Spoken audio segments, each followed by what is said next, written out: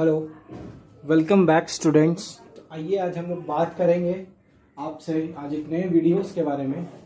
तो most of welcome आप लोग सबों का फिर से एक बार स्वागत है मेरे वीडियोस में। तो जैसे कि क्लास 9th का चैप्टर 1 मैंने आप लोगों को कंप्लीट करा दिया था, तो अब हम लोग चलेंगे क्लास 9 के चैप्टर 2 पे। तो देखिए चलते हैं चैप्टर 2 क्या है। तो चैप्टर 2 है क्लास 9 का जो चैप्टर 2 है वो है आपका force and laws of motion.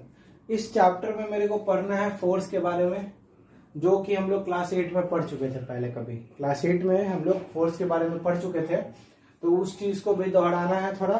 उसके बाद क्लास 9th में भी कुछ कुछ नया चीज पढ़ना है फोर्स के बारे में, बैलेंस्ड अनबैलेंस्ड फोर्स, उसका इफेक्ट, मोमेंटम एक नया टर्म होगा।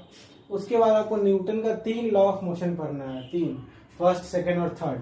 तो तीनों लॉ ऑफ मोशन को हम लोग बारी बारी से जानेंगे। तो चलिए यहाँ पे हम लोग देखते हैं सबसे पहला चीज जो आप लोगों को मैंने पहले भी कभी ना कभी बताया होगा, पिछले क्लास में ही आप लोगों ने पढ़ा होगा क्लास 8 में। फोर्स क्या होता है? तो change in state of motion of a body is known as force. अब जैसे हम किसी भी ऑब्जेक्ट पे लगाए, वर्क किए, काम किए, उसको धक्का दिए, पुश किए, पुल किए, ठीक है, तो वो अपना क्या प्लेस क्या करेगा, चेंज करेगा।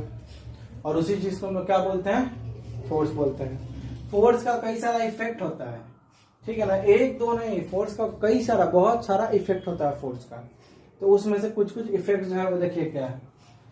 अगर किसी बॉडी पे हम फोर्स लगाते हैं तो वो ऑब्जेक्ट रेस्ट से मोशन में जाएगा, या हो सकता है मोशन से रेस्ट में भी जा सकता है। दूसरा जो इफेक्ट है आपका यहाँ पे फोर्स का, कि उसके शेप और साइज में चेंज आएगा। फॉर एग्जाम्पल बलून को आप कंप्रेस कर दीजिए, पिचक जाएगा, हवा दे दीजिए, फूल जाएगा। तो फोर्स लगा रहे हैं तो शेप एंड साइज बढ़ भी रहा है, घट भी रहा है, ठीक है।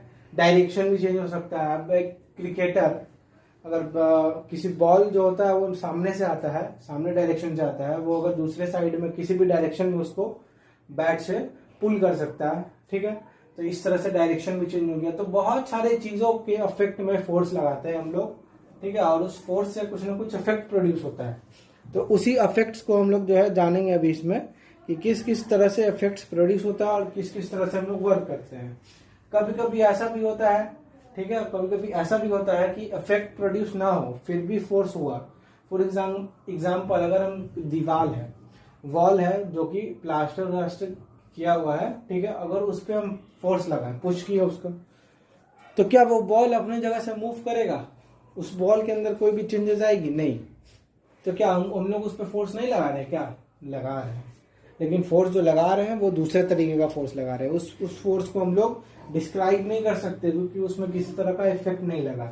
अगर किसी तरह का इफेक्ट लगता तो उस फोर्स को भी हम लोग क्या कर सकते थे, डिस्क्राइब कर सकते थे।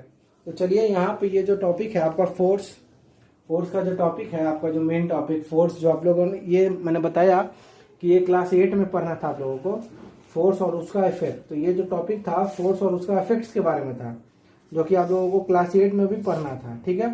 तो अब हम लोग चलते हैं हमारे जो दूसरा टॉपिक है, जो नया टॉपिक है, वो कि फोर्स कैसे हम लोग रिप्रेजेंट करते हैं ग्राफिकली। फोर्स दो तरह का होता है, मैं आपको बता दूं, एक कॉन्टैक्ट फोर्स और दूसरा नॉन कॉन्टैक्ट फोर्स। आप लोगों ने पढ़ा होगा क्लास 8 में। कॉन्टैक्ट फोर्स में दो बॉडी का आपस में कॉन्टैक्ट होता है, ठीक है, मस्कुलर फोर्स हो गया, फ्रिक्शनल फोर्स हो गया। तो ये सब जितने तरह के फोर्स हैं इन सबको कॉन्टैक्ट फोर्स के अंदर लाया जाता है। लेकिन एक होता है नॉन कॉन्टैक्ट फोर्स। तो इस केस में क्या होता है, नॉन कॉन्टैक्ट फोर्स में क्या होता है कि बॉडी बिना किसी कॉन्टैक्ट में आए एक दूसरे को फोर्स लगाती है। जैसे चार्ज के बीच का फोर्स, मैग्नेटिक पावर के बीच का फोर्स, ठीक है, इस तरह से इसको इलेक्ट्रोस्टैटिक्स फोर्स बोलते हैं, मैग्नेटिक फोर्स बोलते हैं। एक होता है ग्रेविटेशनल फोर्स, जो ग्रेविटेशन के बीच लगता है, जिसमें हम लोग किसी तरह का फोर्स या किसी तरह का इंटरेक्शन नहीं होता दोनों बॉडी के बीच में, ठीक है। तो ये था आपका टाइप्स ऑफ फोर्स, ठीक है। तो अब हम लोग इसमें चलेंगे, टाइप्स ऑफ फोर्स हमने पढ़ लिया। अब हम लोग चलेंगे कि रिप्रेजेंट कैसे करते हैं दो अलग अलग फोर्स को। एक तो जब वो सेम डायरेक्शन में जा रहा हो, और एक जब वो डिफरेंट डायरेक्शन में जा रहा है। तो आइए अब हम लोग चलते हैं हमारे नेक्स्ट टॉपिक पे, जो कि है रिजल्टेंट फोर्स। देखिए यहाँ पे दो तरह का केस होता है रिजल्टेंट फोर्स में, एक सेम डायरेक्शन और एक डिफरेंट डायरेक्शन। सेम डायरेक्शन में क्या होता है, जो नेट फोर्स होता है उसको प्लस करते हैं। सेम डायरेक्शन तो बहुत इजी है, ये 4 न्यूटन का फोर्स इधर ही लगा रहा है और ये भी इधर ही लगा रहा है, मतलब इस पे दो तरफ से फोर्स लग रहा है, दोनों एक ही डायरेक्शन में लग रहा है। तो उस केस में जो टोटल फोर्स होगा तो उस फोर्स को क्या कर देंगे, प्लस कर देंगे, यानी F1 और F2 दो तरह का फोर्स लगा, नेट फोर्स निकालना है तो F1 प्लस F2 कर देंगे, इजी। ये थोड़ा इसमें आपको ध्यान से समझना होगा कि जब डिफरेंट डायरेक्शन रहेगा तब क्या करेंगे। डिफरेंट डायरेक्शन में क्या करेंगे, मान चलिए F1 इधर लग रहा है और F2 उधर लग रहा है, तो डिफरेंट डायरेक्शन में माइनस करना है, लेकिन ध्यान देना है कि बड़ा कौन है।